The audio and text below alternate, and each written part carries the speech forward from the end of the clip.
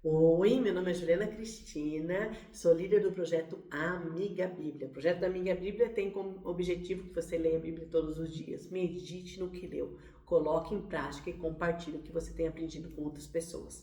A gente vai falar, estamos estudando a carta de Romanos, estamos no terceiro vídeo aí da carta, né? A gente vai ler Romanos 1, de 8 até 17. Vai ser estudos muito intensos, nós estamos só no começo, aquecendo os motores aí para acelerar no conhecimento mesmo. Vamos começar aí, ó.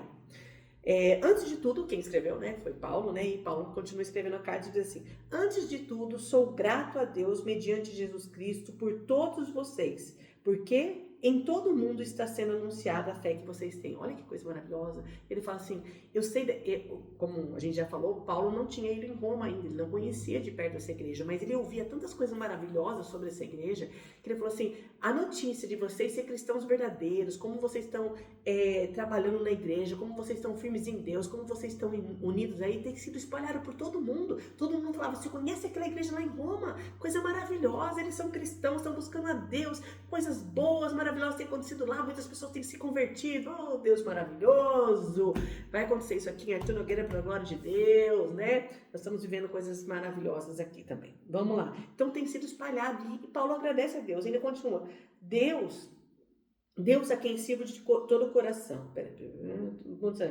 Deus a quem sirvo de todo o coração pregando o evangelho do seu filho é minha testemunha de como sempre me lembro de vocês e em minhas orações e peço que agora, finalmente, pela vontade de Deus, seja-me aberto o caminho para que eu possa visitá-los. Então, Paulo tinha um anseio muito grande de conhecer essas pessoas cristãos verdadeiros. É que nem eu. Você está assistindo esse vídeo, talvez muitas pessoas, a maioria talvez que assiste os vídeos, não me conhece pessoalmente. Eu tenho uma vontade de conhecer vocês. Se Deus quiser, em breve a gente vai, logo eu vou...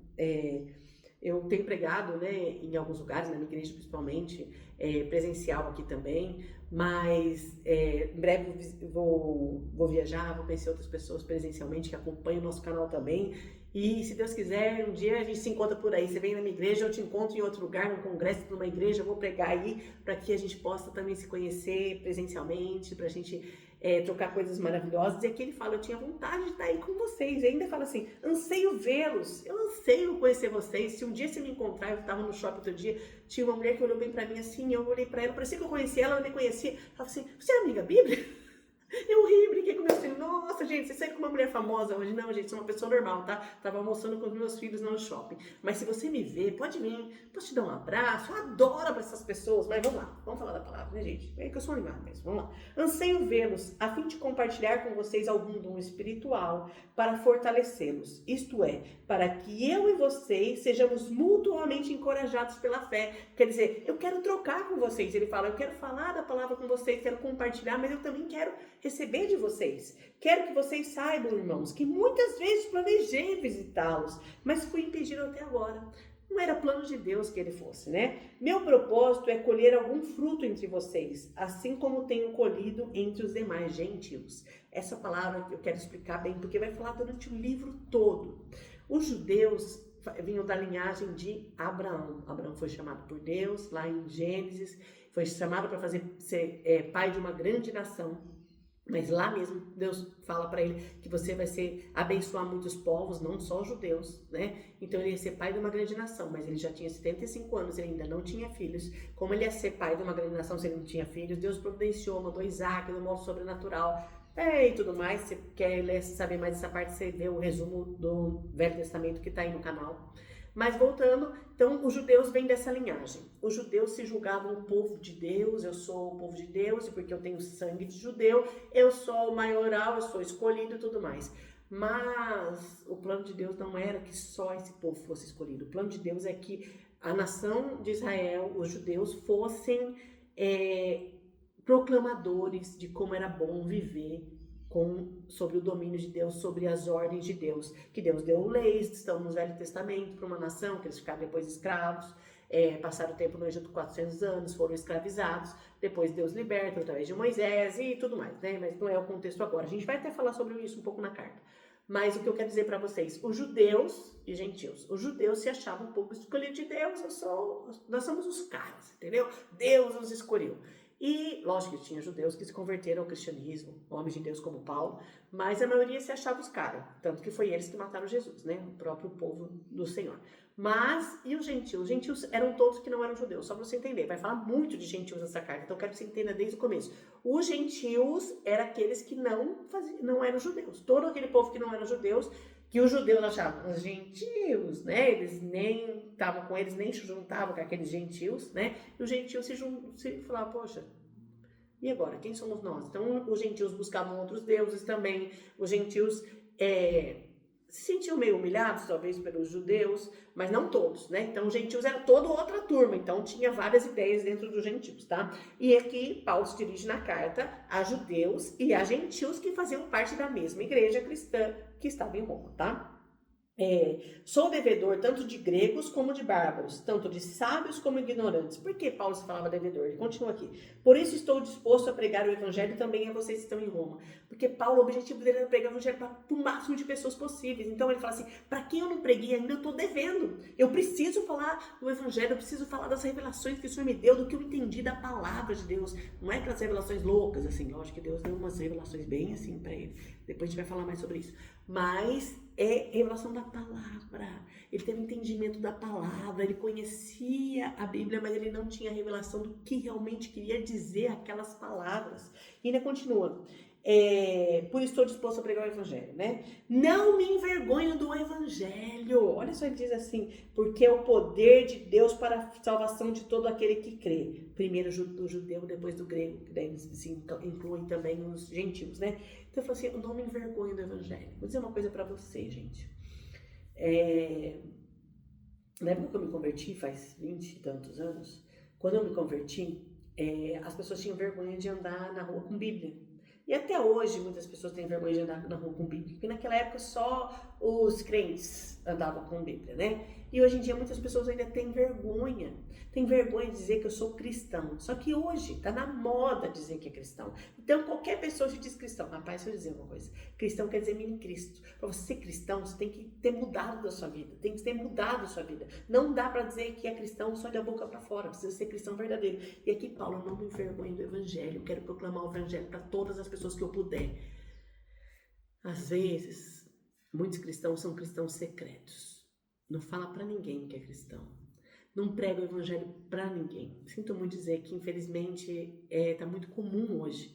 As pessoas são cristãos, mas elas não falam do evangelho verdadeiro para as pessoas. É necessário a gente proclamar o evangelho verdadeiro para as pessoas, falar do amor de Deus, falar que nós somos pecadores, que nós estávamos condenados, que Jesus veio, morreu no nosso lugar, que o salário do pecado é a morte, mas Cristo morreu para nos dar a vida eterna. E nós precisamos crer nele como Salvador e Senhor da nossa vida. Nós precisamos proclamar isso.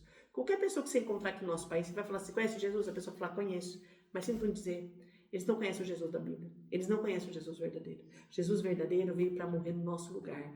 E isso tem que fazer parte da nossa vida. Tem que fazer parte da nossa história. Tem que fazer parte das nossas palavras. Nós precisamos proclamar o evangelho, a palavra de Deus verdadeira. Não é uma coisinha assim, vai lá numa igreja que você vai começar a ser, vai ser salvo. Não. O evangelho diz que nós precisamos nos arrepender e voltar para o Senhor. Então ele fala assim, eu não me envergonho do evangelho. No meio de uma roda bagunçada dos seus amigos, das suas amigas, você tem coragem de se posicionar como cristã, de dizer isso aqui Deus não gosta, isso não está certo. Pensa nisso, porque às vezes a gente senta na roda dos escarnecedores, nós precisamos ser luz nesse lugar também. Você não pode se envergonhar do evangelho, você tem que falar do que a palavra diz, com amor sim, mas com autoridade que o Senhor nos dá. Continua, porque no evangelho é revelada a justiça de Deus. Qual é a justiça de Deus? Todos pecaram e separados estão da glória de Deus. Esse texto está em Romanos, maravilhoso, a gente vai estudar isso ainda. Todos pecaram e separados estão da glória de Deus. Então você não pode se achegar a Deus se você tiver uma vida assim, você já está condenado. A salário do pecado é a morte, você é condenado à morte. Mas Jesus veio para morrer por você, por nós, para que daí a gente pudesse ter livre acesso a Deus por meio da fé. E ainda continua, porque no Evangelho é revelado a justiça de Deus. Uma justiça que do princípio e ao fim é pela fé. Como está escrito, o justo viverá pela fé. Queridos, queridas, esse canal aqui não é um canal aqui para falar de religião, tá? Não quero falar de religião com você, porque não é uma religião que vai ser uma só que vai ser salva. São os cristãos verdadeiros que estão em várias igrejas espalhadas. Então existe uma igreja invisível que só Deus sabe, mas eu quero dizer assim para você, esse texto é muito profundo. O justo viverá pela fé, a salvação é apenas mediante a fé, não pelas obras. Esse texto aqui foi um divisor de águas para o cristianismo. Perto de 1500, um homem de Deus leu a palavra, teve acesso à palavra, porque naquela época era proibido ter acesso à palavra, era escondido a palavra, que está ligado nessa carta aos Romanos aqui, era escondido a palavra, mas existia um homem que teve acesso à palavra de Deus, que chamava Martinho Lutero, e ele começou a ler a palavra, e Deus abriu o entendimento dele aqui nesse texto. O justo viverá pela fé, a salvação é apenas pela fé, é só pela graça de Deus, não é por obras, não é por pagamento de indulgências, não é por religiosidade, não é por rituais, a salvação é apenas pela fé em Jesus. A salvação, eu ouso dizer que ela é uma coisa tão simples que ninguém acredita que é só isso. Você precisa crer em Jesus de todo o seu coração, como seu Salvador, que eu sempre falei, e como seu Senhor. Se você crê em Jesus de todo o coração, sim, a sua vida vai ser transformada, você vai fazer boas obras, você vai obedecer ao Senhor. Mas muitas pessoas, a maioria das pessoas, eu ouso dizer, elas buscam a salvação por si mesmas, fazendo bem. Nenhum lugar da Bíblia está dizendo se você faz um pecado, se você praticar o bem, esse pecado vai ser pago. Mas a gente aprende isso. A salvação é só por meio da fé. Quando você crê realmente, quando você entende o Evangelho, porque fala aqui que o Evangelho é o poder de Deus. Quando você entende, Jesus veio para morrer no seu lugar, para te dar liberdade. E o justo, que nunca pecou, morreu pelos injustos, para pagar o preço por nós. Ele não merecia a condenação, mas ele pagou a nossa condenação, sabe? Pensa num tribunal, quando existe uma condenação para uma pessoa, você está condenado a tantos anos de prisão, a prisão perpétua, ou ao contrário, você está condenado à morte. Mas Jesus falou assim, não deixa, ele não vai pagar isso, eu vou morrer no lugar dele. E daí a pessoa condenada, que somos nós, podemos ser livres. Através de Jesus nós temos a liberdade em Cristo, mas aqui ainda vai falar, não usem da liberdade para fazer o que você quer, sirvam a Deus, usem a liberdade para servir a Deus. Então o justo viverá pela fé, não se envergonhe do Evangelho. Esse é o tema do nosso vídeo, não se envergonhe, proclame o Evangelho, viva o Evangelho, viva o que o Senhor ensina na sua vida, o que você tem ouvido na palavra. Se você não tem ouvido muita coisa, se aprofunde na palavra, conheça Jesus. Em João, eu não leio muito texto fora do que a gente está lendo, mas eu li ontem, texto maravilhoso, João 17, ela até tem o Evangelho de João todo gravado aí, para você ver.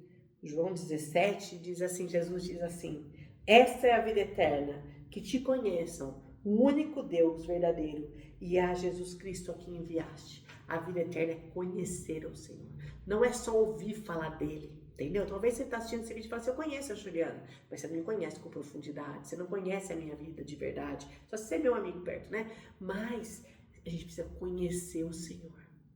E assim que nós vamos conhecer, nós vamos começando a ser transformados para buscar ser mais parecido com Ele. Se você conhece a Deus mais ou menos, você vai copiar uma cópia falsificada. Não, você tem que conhecer o Jesus verdadeiro que está na palavra. E não se envergonhar do Evangelho, viver pela fé.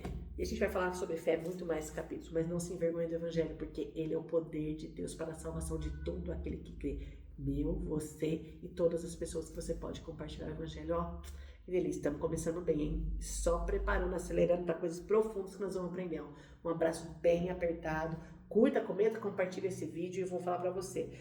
O próximo vídeo é forte demais, pesado. Eu vou fazer uma coisa que eu normalmente nunca faço. Eu nunca fiz em nenhum vídeo sobre essa passagem. Então esteja ligado, assista, porque é sério, pesado. Esteja preparado. A gente vai ler do Romanos 1, 18 até o final do capítulo, tá bom? Vamos que vamos. Um abraço bem apertado. Curta, comenta, compartilha e até o próximo vídeo.